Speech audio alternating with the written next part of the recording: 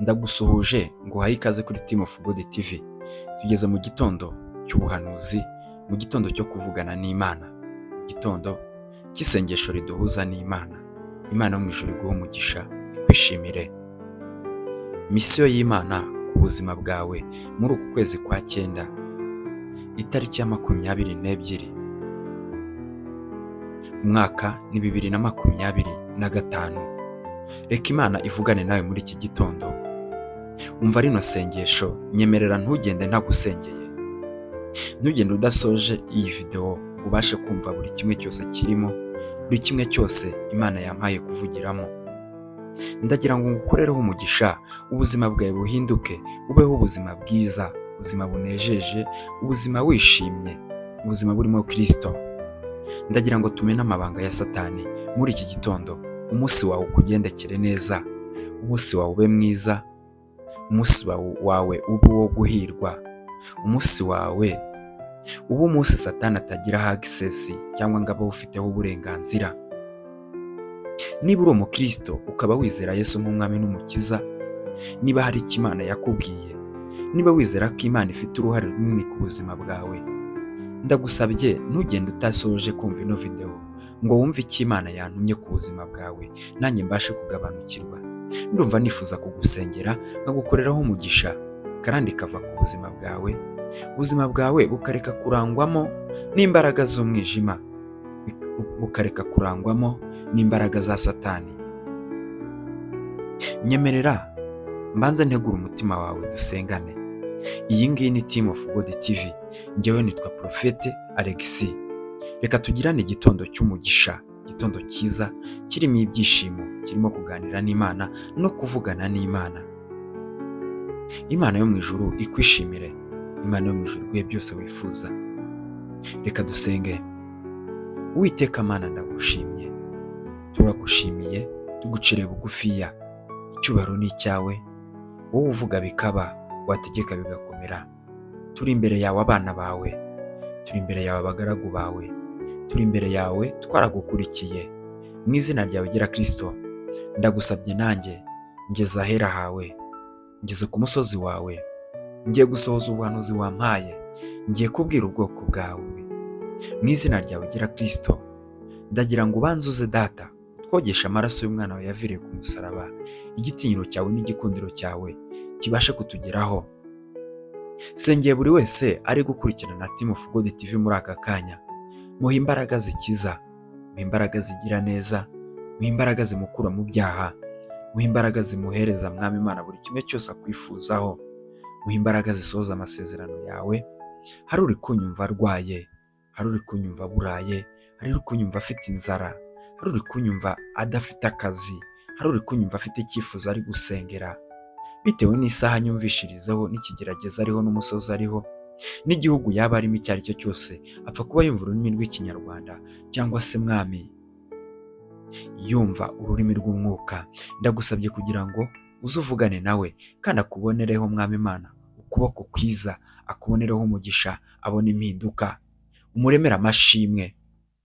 Narakubonye Yesu, ntabwo wita kuri kavukire, nta nubwo wita uko umuntu areshya n'uko asa, ahubwo ureba umuntu yaje gutakira akaza gusanga, niyo yaba afite ibyaha bitukura tukutuku, urabyeza Kristo nawe akongera kuba mushya.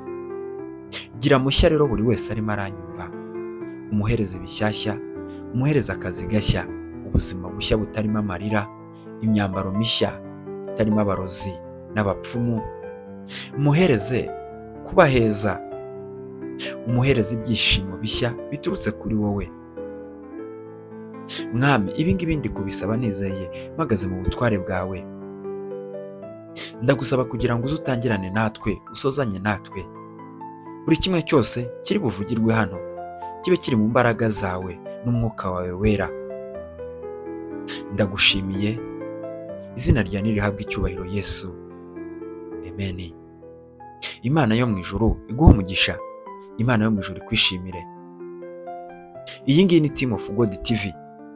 Nyemerera manurira ubuzima bwawe, ubundi ngaruka ngusengera Imana. Ngiye kukubwira ibintu bishobora gutuma utinjira mu bwami bw'ijuru muri iki gitondo, bishobora gutuma bikubuza umugisha, ibintu byose ukoze bikanga. Nyamara wowe ugatekereza yuko bakuroga, ugatekereza yuko hari ibintu warenze, ugatekereza yuko ari karande yo mu muryango, kandi nyamara atari karande, ahubwo bivanye ku magambo amwe n'amwe nawe ubwawe wiyaturiraho, bivanye kubo mugendana, kubo mwiriranywa, aho uba, aho urara. Tugiye kumena amabanga ya Satani. Imana yo mu ijuru iguha umugisha. Nibyo koko hari igihe ugiye imyuka mibi ikakugendaho ku buzima bwawe, ariko ntumenye aho imyuka mibi wayikuye. Uyu munsi ndakumenyesha ko abo mwiriranywa, abo mubana, aho ujya, ibyo nabyo bishobora kugutera kwandura imyuka mibi, cyangwa se kuba amahirwe yawe n'umugisha wawe wagabanuka mu bintu byose ukora. Narabibabwiye hano kuri Team of God TV, dutangirira mu mwuka tugasoreza mu mwuka. Ndagira ngo tujye mu kirere cy'umwuka. Ese uribuka aho waraye watse icumbi cyangwa se wagiye kubasura? None se uribuka uwo wacumbikiye se basi mukararana? Imana yo mu ijuru iguha umugisha. Imana yo mu ijuru ikumera ikaze muri iki kirere cy'umwuka tugiye kwinjiramo, nkakumenera amabanga menshi ya Satani. Ndagira ngo nkubwire cyane cyane mere ku bakobwa. Hari imbaraga z'umwijima zikugendaho, cyane cyane iyo uri kunanuka utazi ikintu kiri kukunanura, ukajya kwa muganga kwipimisha ugasanga nta ndwara n'imwe ufite, kandi ukaba urya neza nta kibazo. Hari amagambo amwe n'amwe mukoresha, urugero mukiyaturiraho imyuka mibi. Uzumva ijambo bavuga ngo nyashi. Ese waba uzi ahantu ryaturutse? Baba bashatse kuvuga ikibuno cy'umukobwa. Ariko ndagira ngo nkubwire, Satani imbaraga akoresha ziri mu bagabo cyangwa se mu basore. Igihe cyose uzabona uhuye n'umusore cyangwa se ugahura n'umugabo, aho mwaba muri hose, niba mwarigeze guhura ukabona akubise udushyi yishimye cyangwa se atishimye ku kibuno cyawe, nuko utabaze. Iyo afite ibintu ari kukwikuriramo, akubitaho inshuro ebyiri. Hari igihe akoresha ikiganza kimwe cyangwa se agakoresha ibiganza byombi. aba arimo aragutwara inyenyeri yawe. Mu by'ukuri niba mumaze kubonana, aba ashaka kugira ngo imyuka mibi yawe uyisigarane n'iyiwe uyisigarane, ibimurimo abyikuriremo muri wowe, atitaye ku kiguzi cy'amafaranga yaguhaye ndetse n'ibyishimo mwagiranye. Dore ibimenyetso biranga uwo muntu. Uzatangira kubona mu buzima bwawe udahirwa. Niba ari uwo mwaryamanye, azaba amaze kukumurikira abadayimoni ku buryo utazajya uhirahira kongera kureka ibyaha ukundi. Icyaha uzajya ugifata mu buzima bwawe nk'ikintu gisanzwe. Uzisanga ubuzima bwawe buri guhinduka, muri sosiyete wabaye ikibazo, utagitinya icyaha. Niba ari icyaha cy'ubusambanyi, bikaba byarakunaniye kukireka. Mu by'ukuri isoni zawe zizahita zishira, kubera yuko ubuntu bw'Imana n'imbaraga z'Imana zagukingiraga zizaba zavuye mu buzima bwawe, ahubwo ubuzima bwawe busigaye buyoborwa na Satani. Ndagira ngo rino jwi ry'Imana uryumve. Ibi bintu ntubyumve nk'ibisanzwe. Uzatangira kudahirwa mu buzima bwawe, ariko nyamara kudahirwa atari uko utabona amahirwe, ahubwo ukabona amahirwe ugakora. Niyo wakwinjiza miliyoni ku munsi, ya mafaranga akaba ariko akagenda mu tuntu tudafatika, nyamara ntutere imbere. Inyenyeri yawe baba barayitwaye, ubundi bakabasha kukumurikira abadayimoni, Satani akaba ari we ari kumurika ubuzima bwawe. Dore ikindi kizabiranga ni ukubyarira mu rugo rw'iwanyu, ukabyarirayo inshuro imwe, ukabyarirayo inshuro ebyiri, ukabyarirayo indi nshuro ya gatatu. Ndagira ngo nkubwire ngo inyenyeri yawe barayitwaye, bakumurikira abadayimoni. Ushobora kwibaza ese bimeze bityo shobora gukira? Nibyo koko, Yesu arakiza kandi Yesu aratabara. Ndagira ngo nkurarike tubanze dusome ibyahishuriwe Yohana igice cyawo cya 22 umurongo wa 16. Ndagira ngo nkubwire dusome ibyahishuriwe Yohana igice cyawo cya 21 umurongo waho wa 27. Haranditse ngo muri rwo ntihazinjiramo ibintu bihumanya cyangwa ukora ibizira akabeshya, keretse abanditswe mu gitabo cy'ubugingo cy'umwana w'intama. Imana yo mu ijuru iguha umugisha, Imana yo mu ijuru ikwishimire. Iyi ni misiyo y'Imana ku buzima bw'abayizera. Misiyo y'Imana y'uyu munsi twibanze ku buzima bwo mu kirere by'umwuka. Ndakubwira yuko uramutse utari mu mwuka wera ntabwo wabasha kumva ibyo ndi kukubwira, ariko turi guhishura amabanga ya Satani, turi kumena amabanga ya Satani kugira ngo Satani arekure ubuzima bwawe. Hari iminyururu ikuboshye wowe urimo uranyumva, hari iminyururu ikuboshye wowe uri kunkurikirana, ariko iyo minyururu ntumenye aho wayikuye, ntumenye icyo ari cyo. Ibi bintu turabihuza n'imbaraga z'umwijima zikuriho. Ijambo mu byahishuriwe Yohana riratubwiye ngo muri urwo rurembo ntihazinjiramo ikizira cyangwa ukora ikibi udatunganye, hazinjiramo uwanditswe mu gitabo cy'ubugingo. Ese niba uboshye mu isi, mu ijuru ho urabohowe? Nta kabuza, niba ubona mu isi uboshye, mu ijuru naho ntabwo ubohowe. Uyu munsi rero imbaraga z'Imana zirashaka kukubohora. Yesu yakuntumyeho kugira ngo mbohore ubuzima bwawe, kugira ngo nawe ubashe kwandikwa mu gitabo cy'ubugingo, nawe uzinjira hera. Igihe ku munsi w'impanda ntuzafashwe nk'ikibi. Imana yantumye ubuzima bwawe, ndagira ngo wumve akantu ku kandi, ubuhanuzi nibugucike.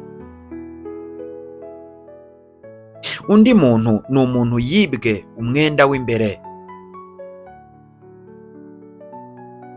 cyangwa se andaweya, bitewe n'uburyo ubyita.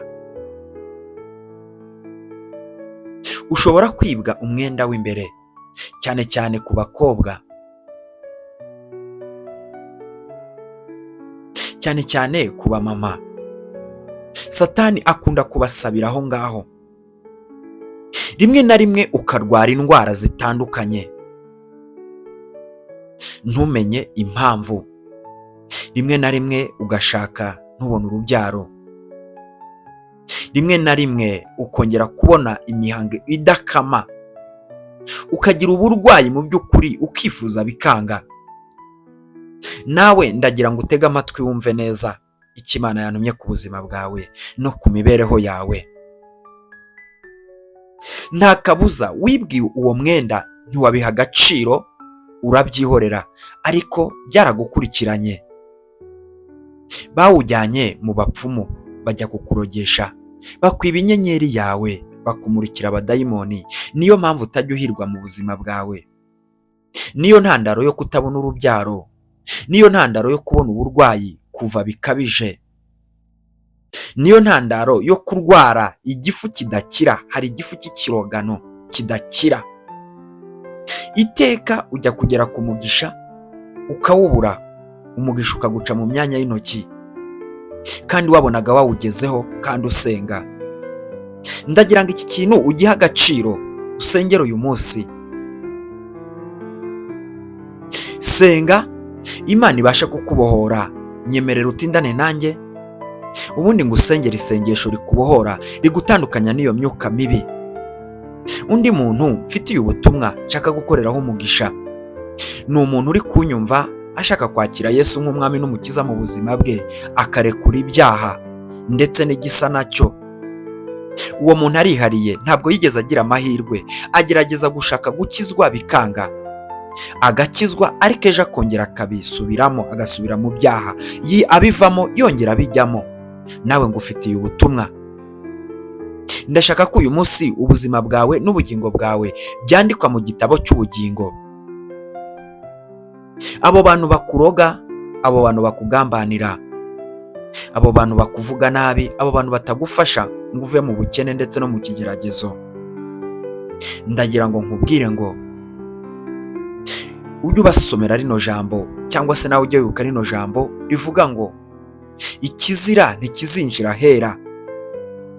Abo bantu bari kwishyira mu biganza bya Satani. Ubwo ubugingo bwawe bugiye kwandikwa mu gitabo cy'ubugingo, hari ahandi hantu heza uzatuzwa bo batazigera bagera. Hari ubundi buzima bushyashya buri ku buzima bwawe no ku mibereho yawe ndetse n'abawe. Uzabaho wishimye, unezerewe. Igihe cyose uri bwemere kurambika icyaha hasi uyu munsi, ukemera gukiranuka, ukareka gukiranirwa. Ndashaka ko wandikwa mu gitabo cy'ubugingo none. Ndashaka ko imbaraga z'Imana ziyerekana ku buzima bwawe. Mwese uko nabavuze, niba wiyumvishijemo cyangwa se uzi umuntu arimo, yerekana ibyo bimenyetso byose navuze. Ndagusaba iminota mikeya ngo ukorereho umugisha. Wizere, ujye mwituze, ubundi ngusengere. Mwami, ndagushimye, ndakubashye, ndakunezerewe. Sohoje ubutumwa bwawe n'ubuhanuzi bwawe wamaye kuri iyi tariki y'uyu munsi. Mu izina ryawe gera Kristo, sengeye umuntu ntazi ahari, ariko data ari kunyumva, yizera ko uri umwami n'umukiza, yizera imbaraga z'umwuka wera. Ndashaka ko umubohora ingoyi y'umubi, umwandike mu gitabo cy'ubugingo, umugirire neza. Abarwaye indwara zituruka ku badayimoni n'imyuka mibi kuko bamurikiwe na Satani n'abambari be, ubababarire, ubabohore zino ngoyi, ubashe kubandika Mwami Imana mu gitabo cy'abanyamahirwe, cy'abanyamugisha. Uri kunyumva yakire gutabarwa kwawe no kubohorwa kwawe n'imbaraga zawe. Ubuzima bwe buhinduke mu bigaragara, biremwe nonaha, bihereye uyu munsi. Abona ineza yawe, abona umugisha wawe. Ibi ngibi mbisabye nizeye, mpagaze mu butware bwawe Yesu, amena. Imana yo mu ijuru iguha umugisha, Imana yo mu ijuru ikwishimire. Ndagira ngo ngusabe, wowe twabanye hano uhageze bwa mbere, jya mu muryango mugari w'aba Team of God TV, ukande subscribe, ntubyibagirwe, kugira ngo ujye uhora ubona ubuhanuzi uko bwije n'uko bukeye. Tujye duhora dusengana hano kuri Team of God TV. Ni iby'agaciro gakomeye kuba wajya mu muryango mugari w'aba Team of God TV. Ndakuraritse wowe wumvishije muri ibi byiciro mbashije guhishura, Imana yashoboje, kugira ngo ukomeze kumena amabanga ya Satani. Iherere, usenge, usengeshe umwuka iteka, uhamagara Imana, ukoresha iminota mikeya. Ubuzima bwawe burahinduka, ndetse n'abawe ubuzima bwabo burahinduka. Ndagusabye, ntugire umutima uhagaze. Haracyariho ubundi buzima, haracyariho izindi mbaraga za Yesu zakubohora. Ntiwihebe, Yesu aracyakiriza, Yesu aracyari ku ngoma. Ibigeragezo byose uhura nabyo nuko Yesu yari atarahagera. Izere ko utangiye ubuzima bushya, akazi gashya, ibitekerezo bishya, inzozi nshya, inshuti nshya, kubera imbaraga z'Imana zihishuye ibintu bikomeye ku buzima bwawe ndetse no ku mibereho yawe. Sinabura kugushimira wowe twabanye hano kuri Team